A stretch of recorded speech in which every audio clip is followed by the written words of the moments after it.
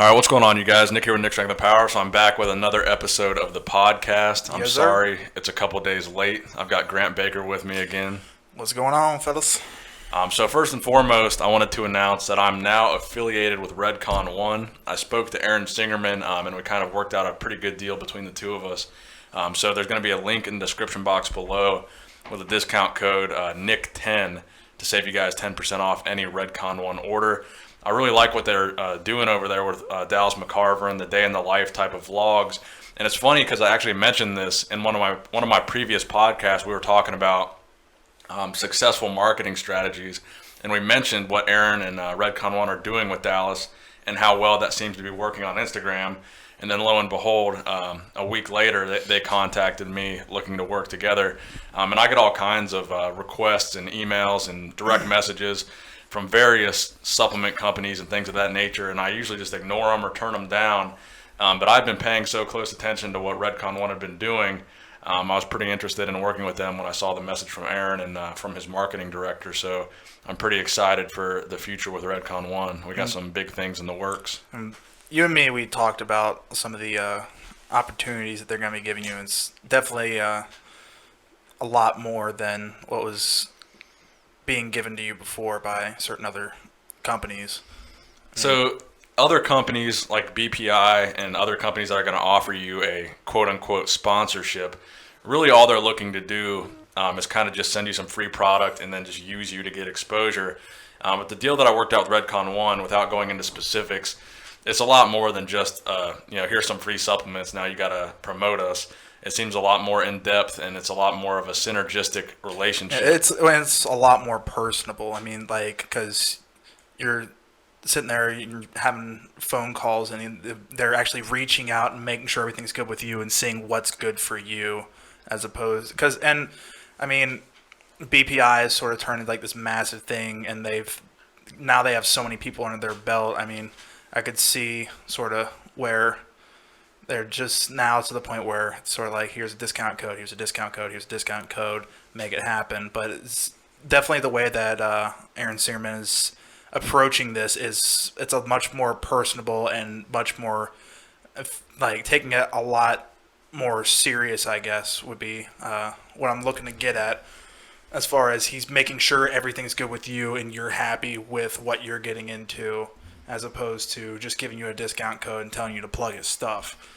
So that's one of the things that I really appreciate about Aaron is the fact that you work with a bigger company like BPI, you're never going to talk to, the CEO of the company, whereas Redcon1 is a new enough company, and they're just starting out, and we're at a point where I've got the CEO, calling me in my DM. So that's something that I would look for versus just a bigger company that's going to send you through their, social media team and have them kind of manage you like cattle.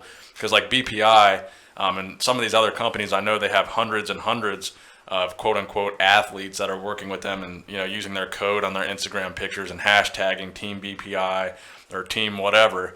So any of these bigger box companies are pretty much just looking for volume and quantity and traffic. So they're not really looking for a person-to-person kind of relationship. They just want to build as much brand awareness as they possibly can by disseminating their discount code to as many people as they possibly can. So I was really waiting for the right time and the right company, and this definitely seems to be a good fit for me. And we talked about how even though it's definitely like still a company that's coming up in the ranks as far as the power scale of nutrition companies, they're still making a lot of waves. Like we were just talking about how everybody's talking about their what's the name of their Total War pre-workout. Yeah, Total War pre-workout. That's absolutely killing it. They're networked with Tiger Fitness and distributing through them, which also speaking of Tiger Fitness, the August 19th. August 19th, we will be there. Real Weights for Real Heroes. It's going to be at Power Station Gym. I believe Chris Jones will be there. Yeah, there's an entire smorgasbord of your favorite lifters and YouTube personalities and bodybuilders that are going to be there. And I know Marc Lobliner has made plenty of videos on it, and even sort of bearing the hatchet with YouTube channels that I guess they've had beef with in the past. They're burying the hatchet just to come together for a charity, which I think is a pretty powerful thing. So for those of you who don't know what it is, it's called Real Weights for Real Heroes, and it basically started out with Marc Lobliner calling out Brad Castleberry. So I'm sure all of you guys are familiar with the Brad Castleberry fake weights situation. So essentially, it started out. Mark called him out and said we can have a lift off at Power Station Gym. We'll do it for charity. And essentially, Brad was a no-show. So Mark wanted to, rather than just shut down the event, he's going to continue to have the event, and he's going to try to make it one of the biggest YouTuber collaborations of all time, and he's doing it for a good cause. So I have the list pulled up right in front of me of all the people that are going to be attending. So we have Chris Jones, we have Jason Genova, which I guess is kind of a tentative invite because I guess there was some kind of drama going on between Jason and Mark. There's still time will tell because I mean I think Jason will probably still be there. Yeah, I mean we still got over a month. And this list is always subject to change as far as adding people to the list of people that will show, because I know Marc Lobliner said that he's reaching out to tons of people, so this list is probably subject to change as far as adding more names to the list. So Jason, I guess, I don't really know the specifics because I don't really watch his channel that often, but I guess he ordered 66th one of Mark's friends or something and said some things about his wife that kind of offended him. So I don't think Mark is going to pay for his flight anymore, and the original plan was he's going to fly him out there, but I guess that's not the case. So also we have Big J's Extreme Fitness. He's going to be there. Jerry Ward. I'm going to be there. That one-leg monster. Some of these names I don't even recognize. Cassidy Campbell. That's my dude right there. Train to Look Good Naked. That's the channel that he runs. I've talked to him a couple times on Instagram. Robert Frank. I believe that's the guy that... Robert Frank 615? Yeah, that does those rant videos in his car. The dude with the beard and all the tattoos. Eric Konevsky. Every Damn Day Fitness. And I think that's the guy that... Yeah, that's the one that he had. There was, like, I guess some issue between Tiger Fitness and Every Damn Day Fitness. And Nick Bear Fitness. And I'm looking at the list here of the people who have donated so far. And actually, Redcon1, it says, is the biggest donation so far of $2,000. You got Sinister Labs, they donated $1,000. Lobliner donated $1,000. I believe the total as it stands right now is over $8,000, and that's just their total goal is to raise, I believe, over $50,000. Yeah, over $50,000, and this is going to the Semper Fi Fund, which is for veterans. Yes, it's for helping out wounded veterans and veterans coming back from deployment, assimilating into civilian life and just into garrison in general, which... So it's especially relevant to Grant because Grant's in the military. My cousin was a Marine. It's one of those things a lot of people don't realize is that, like, because you have to think about it. It's like you're in war and you're just maxing out RPMs all day long on just high alert, and then you just drop back into going to Walmart. And that's why you see there's a big problem in the veteran community with like dealing with depression, obviously PTSD and alcoholism and stuff like that, because there's a lot of it's just a huge change from going from being in war to now you're just like shopping at Kroger's and you have people that are like trying to relate to you that can't really relate to you. And that's why you see a lot of outreach groups and different there's a lot of good veteran-based charities out there, and there's also a lot of scams. Yeah, and that's the one thing I like about the Semper Fi Fund is that they're not just a charity, quote unquote, organization that's looking to make money, and there's a lot of those out there because the big tagline is everybody wants to help veterans until it's time to help veterans. Is that people will buy a shirt that says Wounded Warrior Project on it, but when it comes time to actually donate, and whether it be money or time, there's very few that will actually put their money where their mouth is. And that's what I really like about this event in itself is that there's CEOs donating thousands of dollars to this fund to help these people out. And I think it's definitely the perfect charity for a fitness channel to be donating to, because if you think about the main demographic, I know for my channel at least, I can't speak for Mark and some of these other channels, but my main age demographic is 18 to 25. And that's pretty much the prime demographic for active service members in the military. And also it's one of those things where obviously in the military lifestyle is that fitness is sort of built into it because that's all they have to do there. I was about to say, but anyone who has a friend that's ever deployed knows it's like they disappear for a year over in Afghanistan and they come back jacked as fuck because it's either you're either on a mission doing like fighting the war, or you're just hanging out on a fob and there's nothing really to do all day except for work out. So that's when like everybody has, well, I wouldn't say everybody, but most people know some guy. It's like they disappeared, they come back, and they're just chiseled to the bone, and they're big as fuck. My friend Harrison is a good example of that. Yeah. A friend I made in college, he's pretty skinny now, but he was showing me some photos when he was deployed. I forget where it was. I think he was in Afghanistan, but I think he gained somewhere around 30 pounds of muscle just from, working out and eating, because that's all he had to do over there. He was just bored out of his mind and it was just lifting weights and eating all day. That entire lifestyle is you're either functioning at 100 or 0, and you have to find something to fill your time. Well, weight room's always open. So that'll be August 19th. Again, we will be there, so I hope you guys... do you have the events pulled up for what they're doing? I know they're doing... I can look. I believe it's 2 times body weight deadlift for reps. So say if you weigh 200 pounds, it's a 400-pound deadlift for as many reps as you can do. Body weight bench for reps. The battle of the biceps, which that's probably what I'm going to do. Yeah, I was about to say, you can expect to see Nick Strength and Power doing that and only that. And then push-ups for reps and pull-ups for reps, I believe, is the total thing. If they're going to add something else or take something off. All right, so I've got the email that Mark emailed me pulled up right here. So it says it's actually going to be covered on the news by CBS. Yeah, he said that he got their goal CBS is 50 grand. To cover. They have 10 grand already. The event will be from 10 a.m. to 1 p.m. will be the competition. So like Grant said, 2 times body weight deadlift for reps, bench press body weight for reps, battle of the biceps, push-ups for reps, pull-ups for reps, and you may donate. I guess they're looking for companies to donate prizes for the winners and whatnot. Then from 1 to 4 p.m., there will be an open lift. So I'll probably be at that. 4 p.m., they're having a silent auction to raise more money for the charity. Then it says they also have blocked off rooms at a local hotel on Friday night where they're going to have a bonus meetup at the Tiger Fitness Gym in Loveland. So again, this is at Power Station Gym where all these events are taking place, and I guess he's having something else at his Tiger Fitness Gym in Loveland. They'll be charging a $20 donation for the entry fees or to compete, and it's $20 just to get in. If you're going to compete, it's $100.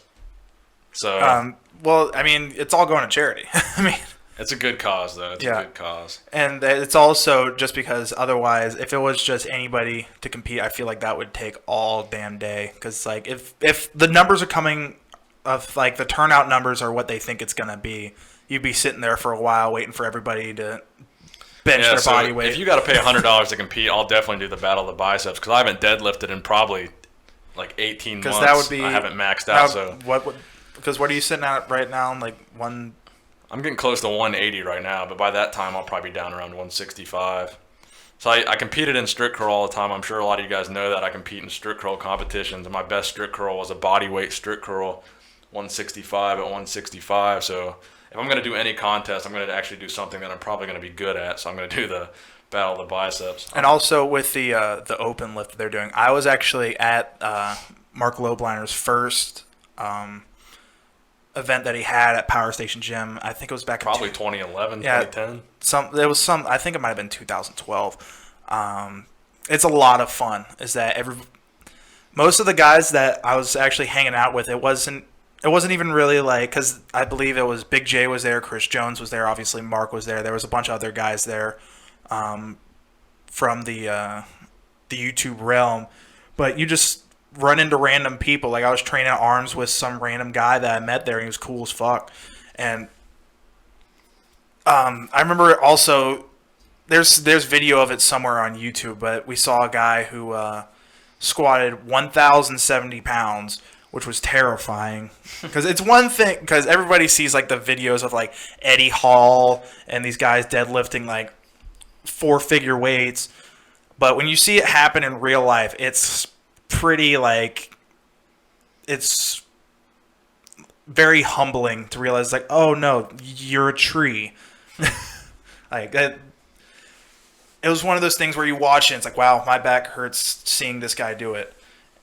So August is going to be a good month to be subscribed to Nick Strength and Power, because we're going to have that coming up. Then I have a thing with Redcon1 where I'll potentially be doing some sort of video with Dallas McCarver at some point in August. So if you haven't subscribed, make sure you subscribe, because in August there should be some really good videos on this channel. Plus my birthday's in August, so that's true. We'll What day? 29th. So send me money, or rent me a pony, because I've always wanted a pony for my birthday.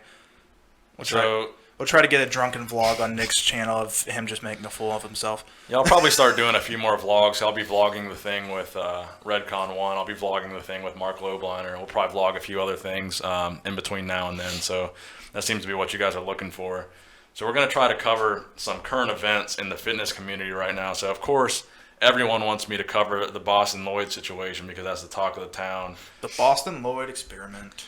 So essentially, I guess it was last night or the night before. I guess it was last night. Louis Marco posted on his Instagram this status that Bostin Loyd had posted on Facebook. So here's what Bostin Loyd wrote on Facebook a couple days ago. So he said, "The Bostin Loyd experiment has finally come to an end. It's been a roller coaster of a ride for the last 5 years, and I don't regret any of it. It's taught me and others more than I could imagine, but there is nowhere else to go but downhill from here. I'll be launching a video tomorrow about what I've learned and spread some knowledge on the drug sport of bodybuilding. I will also be shooting a professional video later this month covering topics no one seems to talk about, and I'll be going more into detail about the dark side of bodybuilding." So we watched briefly. I didn't have time to watch the whole video. He had a 45-minute video on his channel, Bostin Loyd did, explaining what happened. But I think essentially the gist of it is he's backing off taking the extreme amounts of drugs, and he's going to focus on exposing some more information about the dark side of bodybuilding. So my understanding is he's backing off doing all the extreme stuff. He's not going to really focus on being huge, being a mass monster, taking all the crazy gear. And he wants to back off before it becomes too late. So he's actually got some common sense, which I think surprised a lot of people. But I don't really have anything negative to say about Bostin Loyd, really, because people can say what they want. He's been a bad influence. He's, giving out bad information. He's encouraging people to take steroids. But the reality of the situation is Bostin Loyd's put out a lot of information that's probably helped some people. Maybe it's hurt some people. But the fact of the matter is the fitness community online, Bostin Loyd has been a major part of it and a major catalyst for encouraging discussion about the use of steroids. And I think there's a lot of good channels that came out of it, giving people good advice to kind of counter the advice that they thought he was giving that was bad. So I think there's a lot of good information that came out of Bostin Loyd giving all this exposure to the fact that there is so much steroid use in bodybuilding. So I think overall he probably contributed something positive to the industry, and he's definitely the talk of the industry. The one thing I don't get is that there's a couple negative comments that I saw. It's like, oh, why are you quitting on it? It's like, hey, this is a guy's health. If it's his choice, because I remember in the video he talks about wanting to have kids. Yeah, I guess he said one of the reasons is he's going to try to have kids with Ariel Palumbo, I believe her name is. But it's it's at the end of the day, all of this, even starting up on YouTube and documenting his cycle, that's his choice. I mean, he doesn't owe anything to anybody. He could have just gone and been a plumber or whatever he wanted to do, or be a teacher or a doctor or whatever. But he chose, it's like, I'm going to do bodybuilding, I'm going to get on gear, and I'm going to document it and show people the reality of trying to make it as a bodybuilder and what it takes. Now, granted, there's always a lot of back and forth on whether he was taking too much and it was becoming counterintuitive. I know Rich Piana did a video talking about how he thinks that he was on way too much gear, and knows a lot of the top tier bodybuilders are barely on half of the stuff that he was on. But it was sort of mind-blowing seeing people that were commenting, it's you're giving up. It's he's not giving up anything. He doesn't owe anybody anything as far as his health is concerned. It's if you're that concerned about it, go get on the same stuff that he was on, and then you do it and keep pushing it and keep pushing it. And honestly, in my opinion, this is the best case scenario for him, because where was this really going to go? And he was smart enough to know that it's only going to go downhill, because for one, he's already said that he knows he's never going to turn pro. Either that be due to the fact that the politics behind judges not wanting him to become a pro because of the information that he's given out, or the fact that his physique wasn't good enough. So he knew taking all the steroids, they weren't going to get him anywhere in terms of professional bodybuilding. And really the only thing down the road was either getting arrested, getting into some kind of trouble with the law for what he's doing, and kind of showing all his steroid use, or something really bad with his health. So fortunately, he was able to get out of it before he had any really negative health effects. He claimed in the video that his health is perfectly fine. I think he said his blood work was bad at one point. But other than that, I don't think there were really any issues. So he kind of got out early.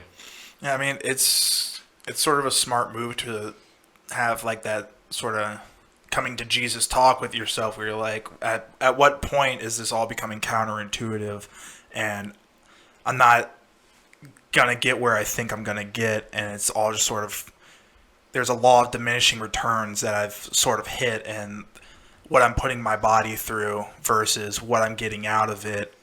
Like, at what point is this just not the right path? So I saw Lee Priest posted a response to it on Lee Priest's Instagram. And you know Lee Priest, I think him and Bostin have had their problems in the past. And Lee Priest essentially said, so he reposted what Bostin said, that status that I read to you guys a few minutes ago. And here's what Lee Priest said about the status. He said, LOL, poor guy. But wait, he said it was all drugs and he took plenty, so what went wrong? Oh, I see no strong willpower, no heart, no genetics, no brain, no muscle, no pro card. What a fucking idiot. What did he teach? All he taught was kids how to abuse drugs and take lots of shit and look like shit, and then he quit. So I guess Lee Priest basically thinks Bostin. So he sounds like a fan. Yeah, he sounds like a fan of Bostin. So he basically thought, Bostin didn't contribute anything and basically achieved nothing. So that's a Lee Priest take on the situation. And I feel like with that, and obviously Lee Priest is known to have a hell of a mouthpiece on him, especially again. I mean, when you look at it, Lee Priest is sort of the Scott Steiner of bodybuilding. Is that he's not afraid to fly off the handle, and a lot of people thought he should have been a lot bigger deal than he ended up becoming, and sort of like the underground messiah. And they both have crazy biceps and crazy tattoos. I actually just watched a video today of Lee Priest talking about the picture, the one where he's flexing his tricep, and Tom Platt's behind him looking like he's like freaking out. It was actually kind of funny. So one thing we can talk about that's coming up, it is currently, what day is it? Jesus. It is Thursday, July 6th, and this Saturday is UFC 213. And I showed you a video of Yoel Romero at open workouts where he looks like a superhero. He looked pretty crazy. For those of you who don't know, Yoel Romero is fighting Robert Whittaker for the interim UFC middleweight championship because Michael Bisping is doing whatever Michael Bisping is doing. With that situation, it's weird because Michael Bisping was supposed to be fighting GSP, and then GSP said, I'm not going to be able to fight until like October or whatever it was. Dana White said, that's way too much time to be taking off. We need somebody to fight for the belt. And it's like, well, then he told Michael Bisping, if you're not fighting GSP, you have to fight Yoel Romero. And he basically told him, I don't want to fight him. He's a cheater. And if anybody knows the Michael Bisping memes, he calls everybody a cheater. And Yoel Romero did have a USADA flag for what they suspected to be some sort of designer steroid, which it turned out he got cleared of. I can't remember everything off the top of my head. But this Saturday, he'll be fighting Robert Whittaker, Robert Whittaker just came off of his last fight with a stunning, just handled Jacare Souza, who nobody was really giving Robert Whittaker a chance in that fight. They thought that Jacare was just going to take him to the ground and just have his way with them. And so people are using a lot of the MMA math, which never works, where they're like, well, Yoel Romero just barely beat Jacare, and Robert Whittaker beat the bricks off of Jacare, so therefore Robert Whittaker is going to win. And it's a bad matchup for Yoel, just with Robert Whittaker's style. But I personally think Yoel's going to win. He's looked like an absolute world beater. So if you want my little take on that, I think Jacare wins in a decision. So on a let me take that back. I think I'm going to take Yoel second round flying knee, same way as Chris Weidman. And I have no idea about that. So on a side note, I wanted to say 2 days ago, I kind of have a little rivalry going with Generation Iron. And I passed them up in subscribers a couple of days ago. For those of you who don't know what happened, there was a little period where Generation Iron was basically kind of stealing my videos, reposting them, and not giving me credit. And what was happening with that was basically they were putting my videos on their website. They were embedding them on their site, which is perfectly fine. I guess YouTube allows that to happen. But the problem is they weren't giving me any credit. So what was happening is if you Googled the name of any of my videos, the result would come up for Generation Iron and not for Nick Strength and Power because they put it on GenerationIron.com. So if I made a video, for example, the Scott Steiner video that I did, what happened to Scott Steiner's chest, if you Google Scott Steiner chest video, Generation Iron's website comes up. My channel doesn't come up, so my video on their website will come up. So all the traffic from that video is going to go to their site. So they were basically kind of they were leeching off of my traffic is what they were doing. There's a lot of comments when you made that initial video talking about this saying, oh, well, it's still views. But yes and no, because technically, yes, it is still views. But the traffic that they're getting on their site, they're getting more from that than you were getting from your videos. Plus, they can't comment. You can't subscribe from the putting it on their channel. And it's also the fact of them not giving you credit, even though you do have your intro in the front of the video. And this was sort of, at first it was a good look for like as far as just a little bit of view boost, but then it got to the point where you were getting enough on your own without them to where it sort of became counterintuitive. And that's when the NSP Goon Squad came out in the comments. And another issue I had with it was the fact that, again, it's fair game, I guess, for someone to repost my video, but because they weren't giving me credit, I was reading the comments on the videos that they were reposting on their website, and all the people commenting seemed to think that Generation Iron was creating that content. Yeah, there was a lot of comments. It was like, great videos, keep putting them out. It's like they're not. So because I wasn't getting credit, people didn't even know that I was making the videos. They thought either A, I worked for Generation Iron, or either B, they were just straight up Generation Iron's videos. So Generation Iron was basically taking credit for these videos. And then the NSP Goon Squad came out in the comments and destroyed them on Facebook. Yeah, so as soon as I made that video kind of addressing it, all my subscribers kind of went over to the Generation Iron Facebook page and commented, quit stealing videos. And if you look at the Generation Iron on their timeline on Facebook, basically the way they built their following is basically just doing exactly what they did to me, is just reposting other people's videos. Because it seems to me when they make their own content, it doesn't really go over too well. Yeah, they're SoFlo Antonioing you. I'm looking at a video they posted yesterday. It's called The Pros and Cons of HIT, and it got 2,000 views in 24 hours. And the video I posted yesterday, The Evolution of Bodybuilding, it's at almost 400,000 views in 24 hours. And their dislike, they've got 42 dislikes and 61 likes on that video. And again, they're pretty comparable to my subscriber base. I think they've got 126. I've got about 128. And then on my last video, I got 5,000 likes and 200 dislikes. So, I mean, it's just one of those things, man. I think people can really tell when a channel is growing organically versus a channel that's growing just from kind of reposting other people's stuff, because their fan base doesn't really seem to be loyal at all. It just seems to be kind of a fan base that they've accrued just from getting such a sheer amount of exposure, and not so much a fan base that they've accrued from the quality of their videos. And now you have more subscribers than them. Which not to be that guy that talks about numbers and talks about subscribers and compares himself to other channels, but I think it just really at the same time scoreboard. Yeah, it just really illustrates the authenticity factor of YouTube, that people recognize when a channel is being authentic and they subscribe and they like and they comment and they're interactive, versus a channel that's kind of grown their following from just kind of stealing videos. I think it really goes to show that you guys are smart enough to recognize that.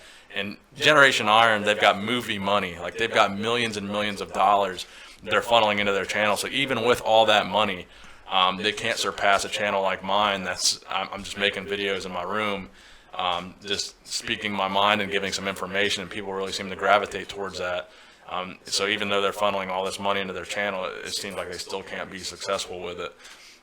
So it's really to your guys' credit, because you guys are the ones that are smart enough to recognize that fact that it's just not quality. I feel like it's also sort of an old way of thinking where it's like we're the smart ones and the consumers are the dumb ones, and it's like they're gonna leech to anything we put out there. It's like No, the consumers are the smart ones. Yeah, I was about to say, and we've talked about this on here before. It's like people being able to tell if something's like really contrived and like formulated and like other, as opposed to it being organic and it's just like you can tell someone's just doing the videos because they have a passion for whatever they're talking about, as opposed to somebody who's just trying to make a quick buck and just like hawk everyone's stuff and use that for ad revenue.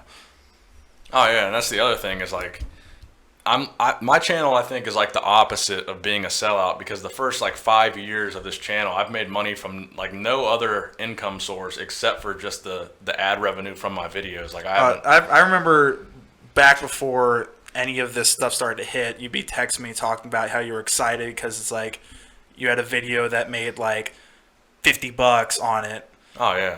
Which if anyone who knows ad revenue knows, it's like that's not really too much, but it's like at the end of the month, if you'd have like $200 in your pocket, you were content off of that. And now fast forward about a year and a half later or whatever it is now, and now like we were just talking about, you have the CEO of Redcon1 calling you and texting you. It's sort of one of those weird surreal things where yeah, it's very surreal to be in this position because I enjoyed making YouTube videos. I enjoyed what I do, but eventually it just got to the point where if you're putting out a video a day, 3 videos a day, it gets very time consuming, and there's got to be some kind of kickback or some kind of reward to keep you motivated to do that. I mean, a lot of people might call YouTubers sellouts when they join with companies and they don't want a YouTuber to make money, but at the same time, they're happy to enjoy that free content. Plus, you got to put Fruit Loops on the table, baby. Yeah, you got to put food on the table. It is a very time-consuming thing. It may seem easy to some people. It might seem like an easy way to make money.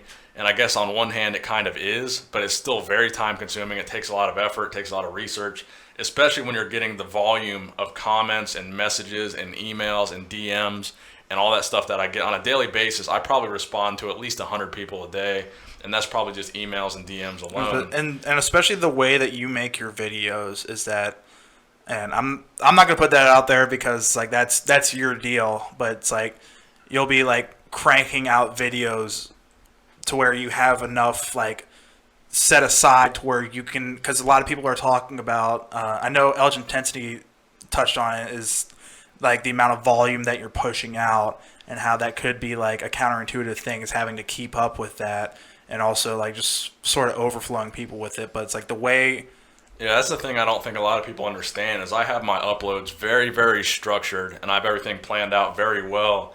A lot of people are worried about me running out of ideas or running out of videos, and if I crank up my volume, that ain't a problem. I've just got a very good system in place to actually do that. So it's not just me randomly, willy-nilly making videos. I've got a plan in place. I've got a certain way that I do things, and I just keep a certain pace, and I know how to pace myself when I upload my videos. Yeah, there's an NSP vault full of all the secrets and goodies. In before all the comments about that voice crack at whatever second that was. Because every time I have a voice crack. Oh yeah, I've seen those in the comments. It'll be like 2 minutes and 28 seconds. Nick hit puberty.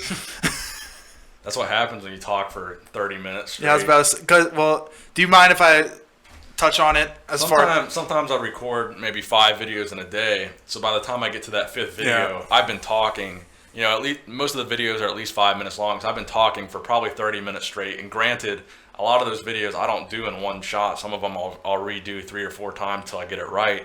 So my voice is tired by that point. So Grant can tell when I posted a video that was like video number 5 for the day. Yeah, and because like I'll be like, hey, you want to go like shoot bows or something like that? And I'll be like, no, I'm working on videos. And it's like, well, how many have you done? And then I've had days where you'll text me and be like, oh, I've done like 25 videos today, and I'll be putting them out throughout the month. It's like, it's one of those things where you can, like, well, now that the cat's sort of a little bit out of the bag, it's like, it's one of those things where I could tell, it's like, if there's a couple voice cracks, I'll see them in the comments. I'm like, yeah, that was a little later in the day. Where he was just burnt out. It's like, I'm so tired of talking about muscles. Let me go to sleep for a little bit. So again, that goes to the point of people thinking that it's not like work. It really is like work because I know. Oh no, when you have days where you're cranking out videos, it's a 9 to 5 gig. Where I'll text you at 10 o'clock in the morning and say, hey, around noon, you want to go, like, do whatever. And they'd be like, I'm doing videos today. And I'll text them around 5. And how about now? Still doing videos. I'm like, Jesus Christ, dude. Oh, yeah, there's definitely people that probably think my schedule's just wide open because all I do is post YouTube videos. But like I said, I've got some structure to this shit, and I try to make it very I try to be professional about the way I do it, and I try to put some work into it. Yeah, and especially also putting out videos at certain... There's a whole formula to this stuff as far as... Timing. Timing when you're doing videos. As far as, like, all right, when are people going to be getting off work, different time zones, when are, like, view spikes coming in at what times... And then certain other YouTubers have schedules where they typically post. So you want to post around other YouTubers. Like if there's a YouTuber that's got very similar content to you, and you know that guy is going to post, at 6 o'clock every day, you're going to want to post at 7, or you're going to want to post at 5. You don't want to post around the same time because now people have to choose which video they're going to watch. Yeah, and we talked about this with doing some of like the 3-a-days things when you were coming up on 100,000, because a lot of people were talking about how like the volume of your videos is going up. That was sort of just coming in on trying to get over that hill of 100,000 subscribers. And it's like planning it out. It's like in the morning during a lunch break at work, taking different time zones into considerations based off of demographic and locations. There's a lot that goes into it as far as just the outsider looking in. It's like the same thing when people like, for example, we'll talk about like rock stars, and it's like, oh, that's like the easiest job, and people complaining about that. It's like, no. You're constantly practicing. You're constantly trying to come up with new material, which anyone who is a musician can tell you is not easy, especially when you're trying to write a hit song, trying to put together, say, 17 tracks for an album. You're touring all over the world. It's like, it's not just like throwing TVs through hotel room windows and drinking Jack Daniels and hooking up with hot chicks. It's like, no, there's an entire systematic thing that goes behind that to get to that level. And it's the same thing with YouTube's. So a lot of people ask me like how to grow a YouTube channel. So I guess we're kind of getting into that now. So I mean, my advice would be, number one, you got to find your niche. So if you're making videos and you're getting a number of dislikes on those videos, you got to realize maybe you're not cut out to do that sort of video. So I've seen some channels that try to do what I'm doing and do similar bodybuilding style commentary, and they'll get a bunch of dislikes. And really the only differences between their commentary and mine is maybe the way they present their information, their voice, maybe they have an accent, different things like that. So it really just has to be organic growth. You can't really force it on someone. So if you're getting a bunch of dislikes, don't keep cranking out videos that are just like that and expect the people to kind of fold under the pressure. Yeah, that's the definition of insanity, is doing the same thing over and over again and expecting a different result. For me, I just came up with this style of video. I found my niche. Everybody kept liking it. My like to dislike ratio is very good. So I just kept going with that. Well, it's also about finding something that's new. Is what isn't being done in this airspace, and you sort of found that with wrestling. Doing videos on wrestling and comparing it to bodybuilding, doing videos on like the forgotten bodybuilders, quote unquote, or like the ones that have sort of fallen through the cracks that were really impressive. And also, it's a personality thing. If you're dry as a bone and you have nothing really new to say, like, why would people want to watch that? It's almost it's just like a marketplace. Why should I buy your product? Why should I watch your video? And a lot of people are just expecting, well, I made a YouTube channel and I signed up for the AdSense whatever, so why aren't I making a bunch of money and have 1 million subscribers? It's like there's a lot that goes into that. It's also the way that you edit, the way that your presence on camera, if you're doing it like vlog style. There's a lot that goes into it. And people that just expect to record a video of them doing bent over rows on their phone with some non-licensed stock music in the background and are wondering, why doesn't this have 1 million views? It's like, well, you got to try there's new your things. answer. Like, just because someone else is doing something and they're getting a lot of views doesn't mean you can do it and you're going to get a lot of views too. You got to find your own niche. You got to find your own topics. You got to find your own new things that no one else is doing, and that's what's going to get you views because you're unique. Like, my channel really started to blow up when I did the Scott Steiner series. So Scott Steiner's a pro wrestler who's got a very big gap in his chest. So essentially I made a series of videos kind of covering that topic. And this is something no one else has really ever talked about before. And it's something I noticed with him, and I noticed it with a lot of other wrestlers as well. There's a couple bodybuilders that have it. So it's kind of a trend that we're noticing with these athletes that are having this, their pecs just seem to get spaced more and more far apart. So it really ended up being kind of like the new Palumboism, is this Steinerism thing. And even an actual doctor made a video replying to your video and basically said it's like, well, there's not really a name for any of this stuff. And it was this, and like you said, sort of the same thing with like the Palumboisms, that no one, just because no one had ever really messed with those kind of growth hormones and I think that's how Louis Marco got a bunch of views and subscribers. I think he might have coined the term Palumboism and kind of the bubble gut thing. And it was one of those things where it was just like no one had really seen that before, as far as like this micro trauma to the chest that causes it to separate through the middle.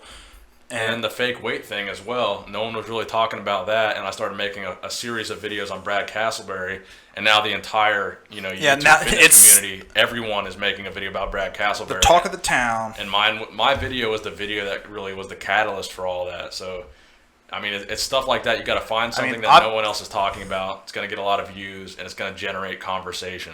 Well, the fake weight thing I kind of like, because now it's gone full circle, and now it's become a charity event in itself. I mean, even the name Real Weights for Real Heroes, it's like obviously that's based around this whole hot topic of people using fake weights. And it's one of those things where, like we said, you have to find what works for you and what's different, what puts you out and makes you different from everybody else. Because if you're doing the same thing, you're doing the same vlog things, talk about, I had some chicken and some broccoli and brown rice, and now I'm going to go train shoulders at the gym. There's a trillion videos out there on YouTube, and no one really cares. Sorry to say it, but that's kind of the way it is. If you have some impressive lifts or something like that, do that. If you say you like bike riding, put like a GoPro on your helmet and do vlogs talking about stuff or something like that. Find something different that separates you from the pack of just your vlogging bodybuilders who are just talking about, like you said all the time, going and buying a zero sugar monster from BP. Yeah, just because you see everyone else, vlogging and videos of them deadlifting and just the basic, here I'm going to the gym, now I'm eating, let's go get some sushi, let's go drink an energy drink, doing those vlogs, and maybe they're getting views, and you think, hey, I can do the exact same thing and get views. If you don't have the personality for it, and you don't have you just don't have that appeal, it's not going to get views. So you just got to find your own thing. You know what'd be the worst is that if we made a vlog of you and just titled it boring ass vlog of us just doing that boring shit, and then it ended up with like more views than any other video. Well, I stand corrected. This works. Hilarious. Do it all the time. So another thing I wanted to mention is the fact that the videos that I do, so one criticism that I get on my short videos is the fact that I don't go in depth enough. But what I think a lot of people don't understand is my main demographic is people that are my age, ages 18 to 25. So these people have never heard of any of these a lot of these people have never heard of any of these old school bodybuilders, or even heard of maybe the Mr. Universe competition or any of these old competitions. So my goal when I make these shorter videos, it's not to give a complete in-depth biography on the person. It's just to introduce these younger guys. Plant the seed and let them go explore and learn and research for themselves. And just kind of give them a brief background of this guy that, this guy achieved this. Here's what he looked like. He looked great. Maybe you've never heard of him, now you know, and just kind of educate the younger guys on the old school era of bodybuilding, because I think a lot of people don't know a lot of this information. And another thing that's all through your comments is about Nick Strength and Power merch, and when the hell are they going to see that? So I do have a bunch of shirts right now. Well, I won't say a bunch. I have a limited amount of Nick Strength and Power t-shirts right now. I'm still working on getting my website up and running to be kind of a store. But if you want to purchase a Nick Strength and Power t-shirt, send me a message. My email address is nickstrengthandpower@gmail.com, or you can DM me on here. Again, I have a very limited amount, so you send me a message, tell me what size you want, and then I'll see if I still have that size in stock, and then you can just PayPal me the $20. Free shipping if you live in the United States. I'll ship it for free, $20, nothing crazy. So if you want a Nick Strength and Power t-shirt, that's all I ask. $20 on PayPal, shipped free. And also, when you got these shirts, it was sort of like a prototype run, just to like see what getting merch entails. And So you can say you have the very first ever Nick Strength and Power run of T-shirts. First edition. Again, it's a very limited amount, probably less than 100. And as far as getting like a legit like merch section on your website, it's going to come down to a lot of things as far as like going through different garments and getting the best fits. Because like we've talked about on here before, is that every gym bro, if it's... All we want is a shirt that hugs the guns. Yeah, is that you want... And not the love handles. Yeah, a nice V-taper, sleeves hugging the guns. It's not going to stretch out too much. It's going to be moisture wicking wearing in the gym or whatever. And there's a lot of things that go into that as well, as far as going through different garments, seeing what fits, what sucks, what doesn't. So that's definitely going to be a work in progress. Don't think that your comments are going unseen. They're there. It's just that this takes time. It's a very, like we've said, is that making videos in your room is a small operation. We don't have an entire office staff. We just have you and me in my guest room with a couple of microphones and a big light bulb.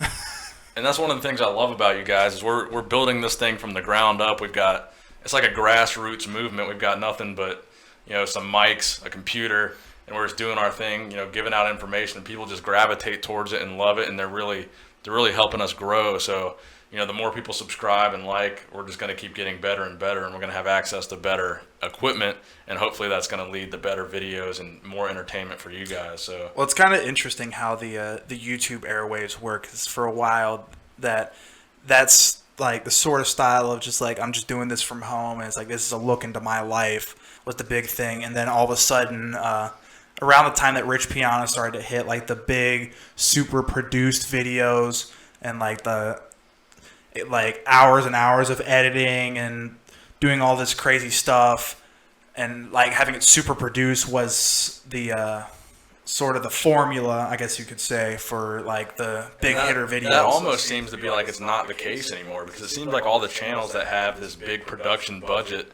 to have professional, videos and have a whole team working on editing, it seems like those channels are the channels that aren't actually growing anymore. It seems like they're getting pretty stagnant.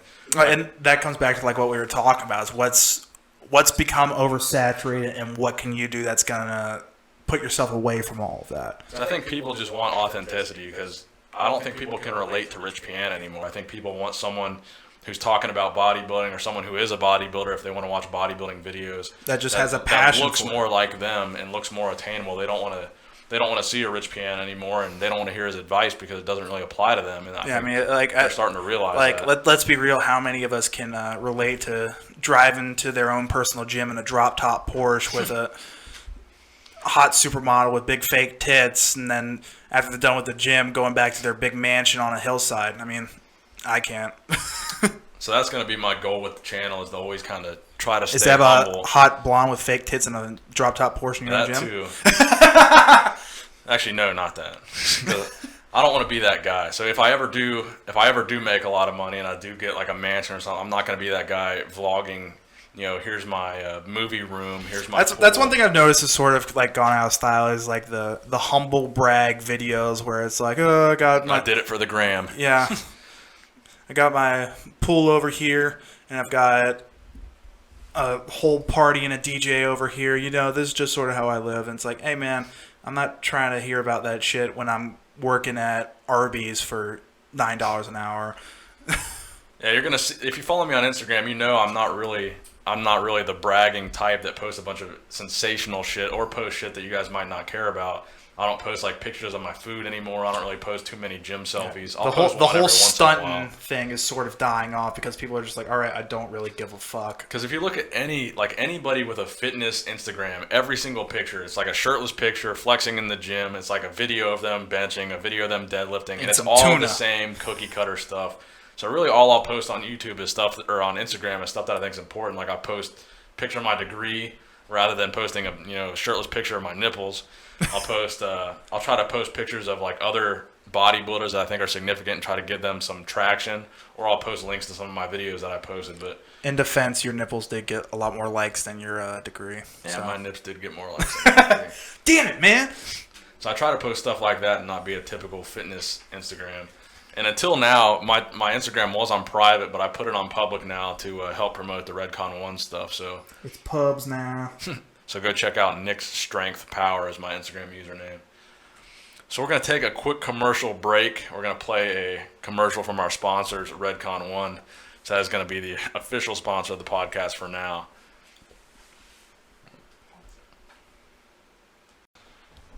So when we get back from the commercial break, we're going to answer some fan questions off of Instagram. We're going to talk about some WWE stuff, and then we're going to do a new segment. We're going to start featuring a Gym Bro of the Week. So you guys can send in submissions to me on Instagram, and I'll feature one of you guys each week on the podcast, give you guys a shout out to your Instagram or YouTube or whatever. And I might send you some free stuff, maybe a bumper sticker, Nick Strength and Power bumper sticker, maybe a t-shirt, something like that, to show some love to the fans. So we'll be right back. Commercial break. See you guys in a minute. Breach Ballistic will become the most essential weapon in your arsenal. Fast recovery, mental focus, and an energy kick that will keep you swole all day long.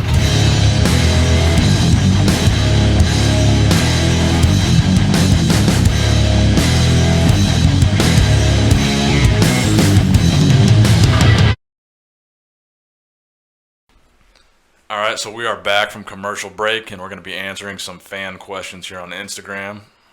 So Grant's going to go ahead and read the questions to me, and I'll answer them. All right, we got a shit ton here. Opinion Bostin Loyd already did that. Where did that go?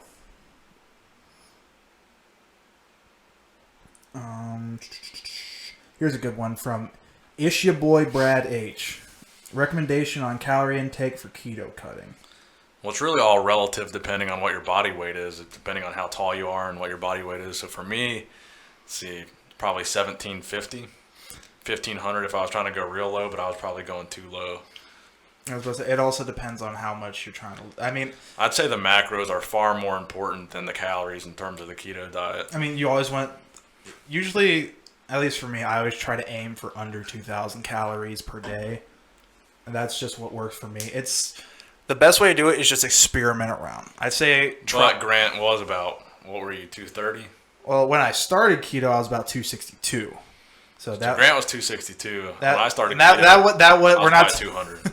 We're not talking to Phil Heath 262. We're talking to Big Country Roy Nelson's 262.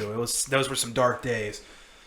But yeah, I'd say try starting out going under 2,000 calories, see how that works for you. Document it for over a week, because that's the one thing. If you're new to ketogenic dieting, you're gonna your weight's gonna start dropping dramatically.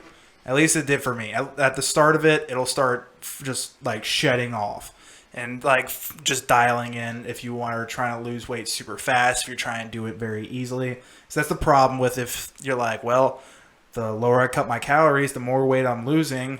I've lost 6 pounds this week. I'll cut it even more, and then I'll lose 10 pounds next week. But then you definitely will start to plateau with that sort of mindset. Yeah, it's a hard question to answer because we really don't know, what your goals are, what the pace you're trying to set in terms of weight loss is. So it's kind of hard to answer. But for the most part, I think the best answer would be that your macros are far more important than calorie intake. Because that's a lot of people react differently. And also if you're doing ketogenic dieting, make sure you're still getting all of your nutrients in, because that's the one thing that a lot of people will do is that they'll just be eating meat and cheese and that's it, and zero carbs.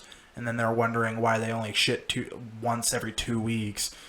It's you're not getting any fiber into your diet. You're missing out on a lot of key nutrients, either through supplementing them or through making sure that you're eating vegetables and stuff like that. Because that's the one thing with net carbs is that you're starchy carbs versus fibrous carbs, and that's an entire other rabbit hole to dive down. Oh yeah, I had a guy message me last night, a friend of mine named Brian. He was asking me for advice on the keto diet and what foods to avoid and what I would say the do's and don'ts of keto are. So my advice to him, number one, the don'ts would be starchy carbs. That's anything like potatoes, rice, bread, chips, crackers, anything like that that's starchy. Anything that's really processed, obviously you're staying away from candies and shit like that. But still making sure that you're getting in stuff like your leafy greens. That's one thing that's definitely overlooked with the ketogenic diet, because it's just looked at as a carb. And it's like, I don't want that. Well, they're not realizing that it's like there's a lot of key micronutrients, which is micronutrients in itself is something that's definitely ignored by a lot of people that are doing the quote unquote bodybuilding style dieting, because they're only counting if it's not carbs, protein, or fats. I don't really care. Oh, absolutely. But that's one thing that can help your weight loss more than anything, is making sure that you're getting all of your daily vitamins and different micronutrients into your diet. Let's see what else we got here. When will you have IFBB pros interviews? So when will you be interviewing IFBB pros? Very, very soon. I was about to say, because we already touched on the Dallas McCarver collab that might be coming up. Also, and it's one of those things that's situational. It's a lot easier if you're like just getting them all at once at the Arnold or at the Olympia, or if you go to the New York Pro or something like that, where it's more convenient for them because they're already going to be there. It's opposed to, it's like, oh, I know you're training for the Olympia right now and you're in the middle of your prep, but let's go ahead and put all that on hold so I can get a video for YouTube. Yeah, I would say you guys can for sure, at least at a minimum, expect some interviews from the Olympia. But at most, there might be something coming in August that you guys will enjoy. Here's one from fitthor.vic on Instagram. Do you think classic physique will become the main bodybuilding, or the main category of bodybuilding in the close future? So I touched on this a little bit with my evolution of bodybuilding video that I posted yesterday. I don't know if it's ever going to become the main thing, because what I think is essentially everyone's always going to want to see the big freaks, and that's always going to be the main crowd attraction. So I don't think classic physique will ever take over as being the main thing that people come to see. But I think what it's going to do is it's going to kind of change the ideal and change the standard. So it's going to kind of give people a different thing to appreciate. So I think the men's open guys, they're always going to be big freaks, but I think it might give them a little bit of incentive to kind of tone down on some things like their stomachs and kind of focus more on being aesthetic. But I think the big freaky stuff is always going to remain to be the main draw. Here's one from TJJ Fitness on Instagram. Where do you think Brandon Curry will place in this year's Olympia? Outside of the top 10. Yeah, I can see that. Bostin Loyd again. What are some of the mental barriers you had to overcome during powerlifting and bodybuilding days? From Kikoi_sauce. Mental barriers. Well, the first powerlifting meet I did, I guess I was just nervous because I never did any sort of meet up until that point. So getting up in front of people and lifting with the potential that you might fail, and that's a pretty big mental barrier because you really don't know what to expect your first time out. So it's just kind of scary, kind of intimidating, I guess. Not scary, but just not knowing whether or not you're actually going to hit the lift just because you're under pressure. But really, once you get up there, it's really not that bad. But for bodybuilding, I think, the biggest thing was really just not knowing how it's going to feel to be on stage. So I think now that I've been on stage, I would be more comfortable getting up again. But like going into it, you didn't know if you're just going to be looking out at the crowd and you're just going to see everybody's eyes on you. But really, once you get up on stage, the way the lights are positioned, you can't even really see the crowd. So you're just posing, basically looking straight ahead. Looking at God. Yeah. And you're not really focused on the crowd's faces, because that's one of the things I was afraid of, is like, I'm going to get on stage, I'm going to look out there, and I'm just going to see 1,000 eyes looking at me. But that's not really what you see. You just kind of see lights, and you see darkness beyond that, and you just get up and do your thing. Best from Robert_Stromer. Best split for natural bodybuilding. And I feel like this sort of comes back to what we were talking about diet. It's just sort of what works for you. Well, people always hate on me for doing the bro split of, back and biceps, chest and triceps, and then high frequency for arms. But that's what works for me. Legs. Yeah, no legs. And I've been seeing it's unnecessary. I've been seeing that the popular trend now is to do the full body workouts, and that's what I've seen on Alpha Destiny's channel. And everyone's talking about how for a natural bodybuilder to do a full body workout every day or every other day or whatever his split is the new that's the new craze in bodybuilding. So I wouldn't say that the bro split is the best split. But for me, that's what works. That's what I do. That's what's always worked for me. So for me, it's the best. But there might be other options that might work better for different people. And then as well as that, as far as frequency and volume, that sort of just comes down to the different person. Yeah. Because obviously, like, we all have we all gain muscle in different places differently. Is that some people, they have great genetics for legs, but their genetics for back aren't as good. So it's like, I'll only do legs once a week and do back twice a week. And through back, I'm going to be like also engaging my biceps. So maybe I'll only do arms once a week, and then it's a rabbit hole that's different for each person. It's a lot of trial and error, and anybody who's been doing it for a long time can tell you that. Let's see what else we got here. Is your hedgehog natty or not? From MattTan21. He's absolutely natty. He is on a keto diet, though. He eats high-protein cat food I think it doesn't have any carbs in it at all, so he actually is on a keto diet. Here's one. Best tips and tricks for training arms that you've accrued over the years. So I made a video about this maybe a week or two ago now about the way that I train arms and the frequency that I train arms. So for me personally, 3 days a week of hitting different parts of your arms is what works best for me. So when I say frequency, I'm referring to how many days and not how many reps.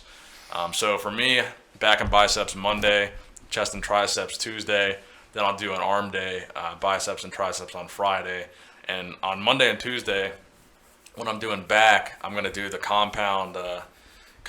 more compound arm workout, so heavier stuff on Monday and Tuesday, and kind of focus on the weight and not so much the volume. So a lower rep scheme, maybe a 5x5 of heavy curls, heavy tricep extensions, heavy rope push downs. Then on Friday, I'll just do a really high volume workout, and I might be in there for an hour and a half to 2 hours of just high rep, just really focusing on the pump type of arm workout. And also another thing worth trying is trying out different, more unorthodox style of training. Like I remember one thing we always used to do was on the lat pull down machine is doing like behind the head curls, doing for like seated curls with dumbbells, doing an incline on the bench.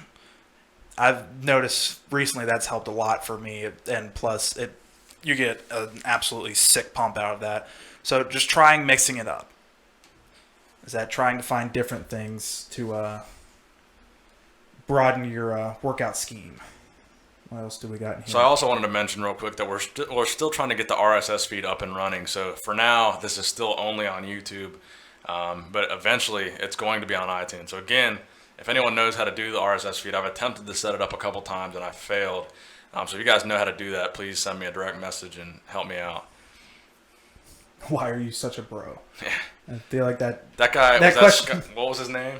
Rob Scott _ Yeah, it's the same guy that asked me that last time. He thanked me for answering the question, so shout out to Rob Scott. I feel like that question answers itself. Are you doing whatever the fuck it takes? Of course. Except for steroids.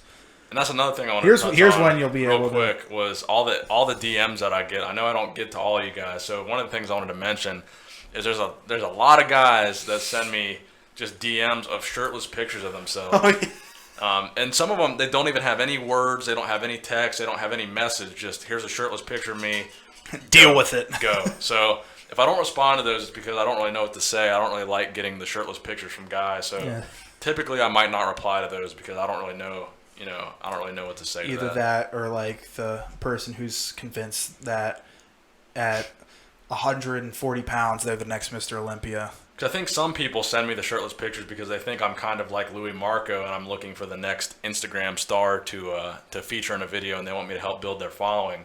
So just to put this out there, I'm never gonna. If you're just a regular gym bro on Instagram, sending me gym selfies, I'm never gonna make a video about you. Yeah, it's nothing personal. No offense to you, but this is a classic bodybuilding channel. I'm talking about Olympia legends. I'm talking about Mr. Universe winners.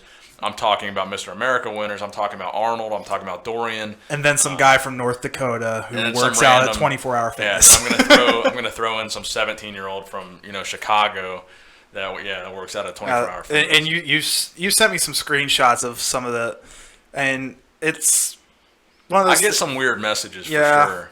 I mean, for every good message where it's like somebody asking a legitimate question, it's like, love the channel, here's some things that you might think about doing, or like people offering topics. And that's how a lot of videos that have actually gone pretty viral have come just sort of stem from people like, hey, you should do a video on so-and-so, and then you'll go and research it and then develop your own opinion on it. For every one of those, there's always one guy who's like, hey, I'm 16 years old, I've been training for a year and a half, and I think I have what it takes to win the next Arnold Classic, even though I'm 155 pounds and I've never done a squat over 200 pounds in my life. But you should definitely make a video about me because I'm the next shit.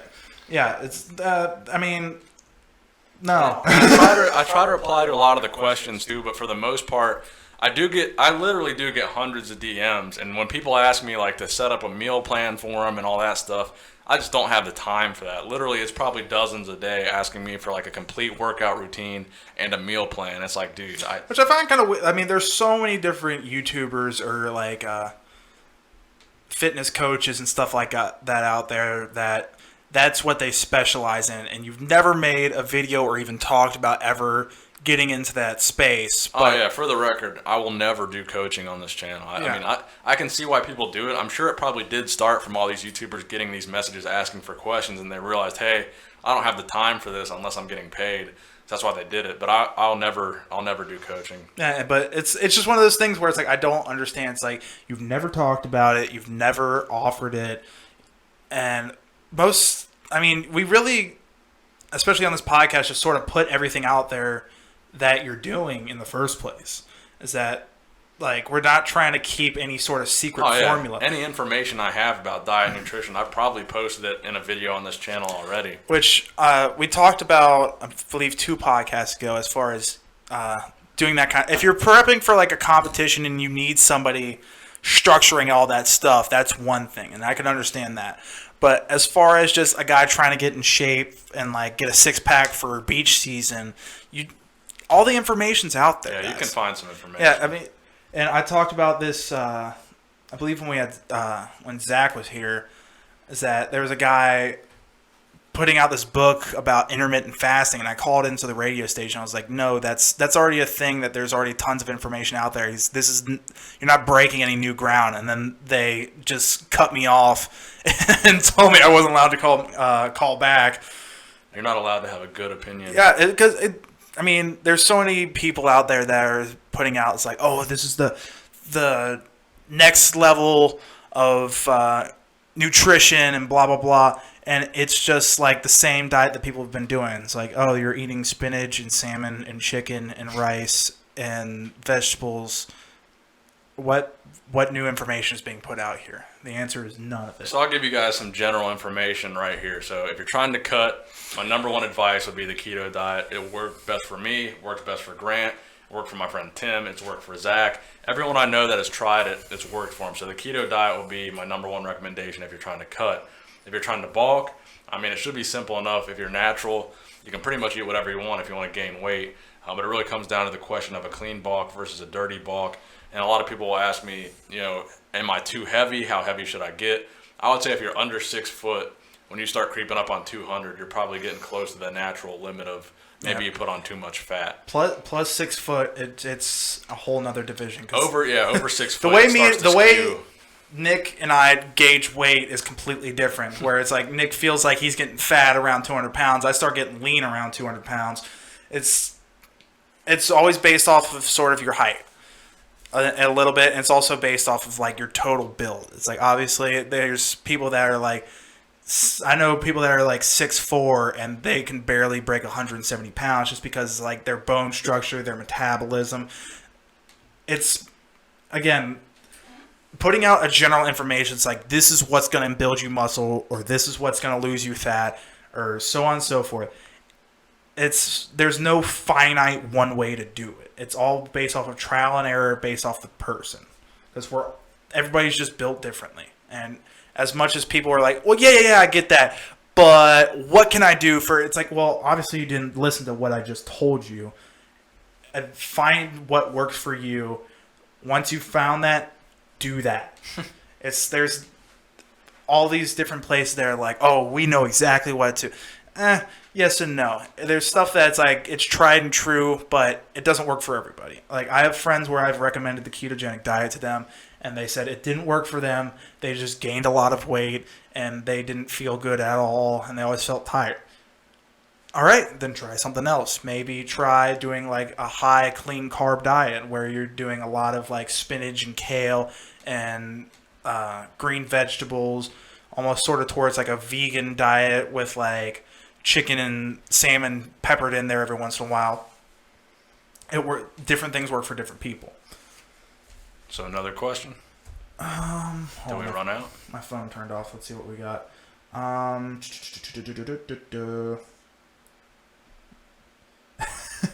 Hells_fortune asks, can you stop looking like my English teacher? I think he asked that in the live stream that we did on Instagram.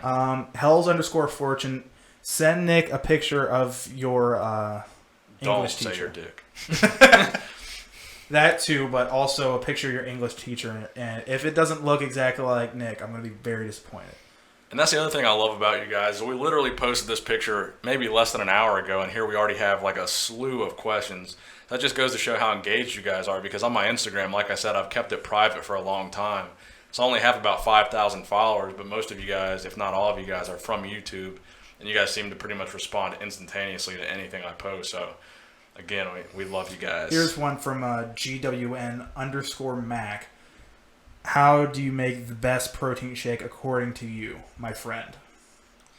Depends on how you define best. If you want pure flavor, I don't want to recommend another brand now. I was going to recommend, back in the day, what we used to drink for the best flavor protein. I thought that, what was it, BSN Synthesis chocolate peanut butter. Oh, it tasted like pure happiness, but at the same time, the macros were horrible. Oh, it was like 20 plus grams of carbs. It was almost the same amount of carbs as protein. So it was basically and then it was like chock full of sugar.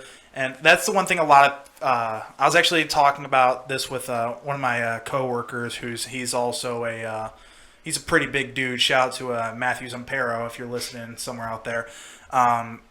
As far as there's your average just run-of-the-mill dude who goes into a GNC looking to like put on a couple pounds of muscle is just going to go with what tastes best. And the problem with that is that usually those are loaded with sugar and loaded with carbs. And it's as much as people are like, well, yeah, I'm trying to carb load. Well, what kind of carbs are you getting in your system? We're not talking about this isn't carbs from carrots. This is carbs from sugar. It aren't fibrous carbs. So if you're going purely for flavor, just go get a big cup of milk, put it in the blender with that 3 scoops of that fucking chocolate peanut butter protein powder. And another thing that I've tried is this Halo Top ice cream.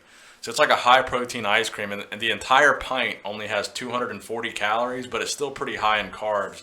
I think the whole pint maybe has 25 grams of protein. So if you're just looking for flavor with a little protein, go that route. But if you're looking for like the best quality macros, I mean... Well, one thing I'll put out there, because I know, like you said, you don't want to put anything... Well, I'm not going to sell you guys bullshit because I haven't even tried the Redcon products yet, so I'm not going to sit here and say the best protein shake is Redcon1. There'll be a review coming up on those soon, and it's as Nick, as you've shown in a lot of older videos, that you're not one to mince words about trying to say everybody's awesome, you should buy all the products ever. It's like if you don't like something, you'll say it. If you do like something, you'll say it. And that's like we were talking about, being organic and not just being like sort of sellout-y, and it's like everything's awesome and buy it all the time. So I'd say if you're looking for a good protein powder, the best route to go if you're looking at the macros is probably going to be something under 10 grams of carbs, under probably 2 grams of fat. I think most of the protein powders have between 2 and 5. But yeah, most are very low in fat. Very low, and then 25 plus grams per scoop. One thing I will say, as far as if you're looking for a protein shake in the morning, and I've been doing this a lot, and I usually do this before work if I have the time and I'm not oversleeping and then running out the door with my pants halfway on and one boot left in the house. Go ahead and make yourself some coffee, throw that in a blender. Then Optimum Nutrition, they have a protein energy cinnamon roll flavor, and it tastes awesome. I think it's only like 3 grams of carbs in it or something like that, and about 12 grams of protein. I usually do about 1 or 2 scoops of that, depending on how I'm feeling that day. It's also got a lot of caffeine in it, which is pretty sweet. And And then I'll do the French Vanilla BPI ketogenic creamer, and then some Optimum Nutrition fitness fiber, because like we discussed earlier, is that on ketogenic diet you're usually lacking as far as your total fiber for the day. And on top of all that, I'll put a bunch of sweet and low in there because I got a sweet tooth, and that's the problem with the ketogenic diet. Can't have no sugar. So again, mix all that up. It's probably the best. It's better than anything you're going to get from Starbucks, I'll tell you that. So Aaron Singerman, if you're watching, we're not trying to promote other brands, but obviously I'm not going to sit here and just say Redcon's the best because I haven't tried it yet, so I honestly can't say. But once I've tried it, I'm going to give you guys reviews on the products that I like. If I don't like a product, I'll tell you that too. But yeah, you guys know I'm not going to sit here and just lie to you guys and say Redcon's the best if I haven't tried it yet. And also it's about just putting the information out that we know works. From the research I've done, though, I do know they are high-quality products, and they do put a lot of time and effort into the research and development behind it. Yeah. If you follow Aaron on Instagram, it seems like he makes a really big effort to go to all these conventions and seminars and really how to learn how to run a better supplement company. So it seems like he's very active in trying to get new information and trying to run his business the best way possible, whereas you see these other supplement company CEOs are not doing that stuff. It's just about pumping out as much as we can and just getting it out there and just flooding everything. I think one was like the FDA. He went to a seminar where he was trying to make sure all the things he was doing were FDA compliant, whereas I believe you don't have to. I don't think legally, you don't really have to be compliant, but if you want a high quality product, you probably should.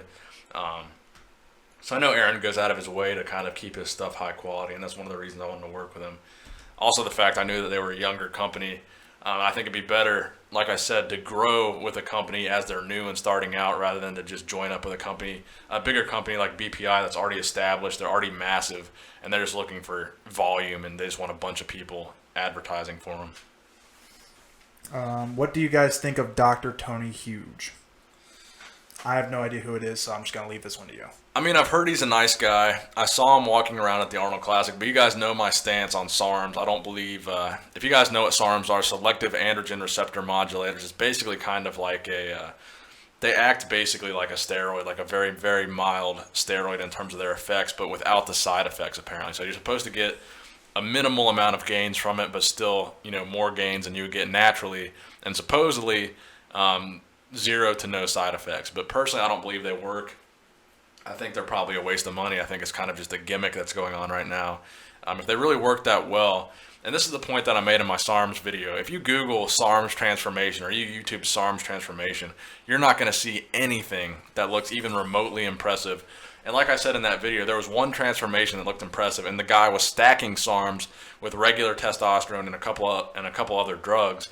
And all the people that were just taking SARMs, I wasn't seeing anything impressive that you couldn't get from just a natural transformation. So in my opinion, pushing SARMs, and that's Tony Huge, or whatever his name is, that's his main push over at Enhanced Athlete, is the whole SARMs thing. So personally, I think it's kind of a scam, and I don't think it's really as effective as he wants people to believe. But in the videos that I've seen of him, I've seen him at the Arnold. He seems like a nice guy. He looks like a nice guy.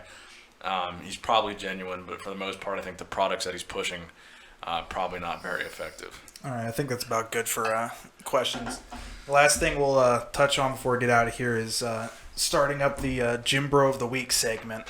So basically, I guess you can email me, you can tag me on Instagram, just let me know that you're sending me, a submission for Gym Bro of the Week, and I'll look through those submissions. It can be a video of you deadlifting, it can be a video of you flexing, a picture of you flexing, whatever you think is impressive, something that you did at the gym this week that looks, maybe even if it makes me laugh, something like that, just random Gym Bro of the Week. Even if you're like, say you're a parkour guy doing some crazy parkour stuff, some impressive lift that you're doing, some feat of agility or strength or what have you, just like you said, something interesting, send it in. We'll go through them and see what we got. Or even if you want to nominate someone else, if you've got a friend who can bench press 48,000 pounds, we'll see what we got. So again, I just want to remind you guys to check the links in the description because that's how we make our money for the podcast. That's how we buy all these microphones and little, what's that thing? The Tascam box and all this stuff, the cameras. It's what keeps the lights on here in the Yeah, at this point studio. in the podcast, we're still not doing it for a profit. We've put more money into this than we've made from it by far. So really, right now, it's really for your entertainment. So make sure you check those links. It's going to help me out. Check out the Redcon1 link. Check out their products. Nick Strength and Power. And Grant Harris Baker on Instagram. Remember to follow me. Signing out.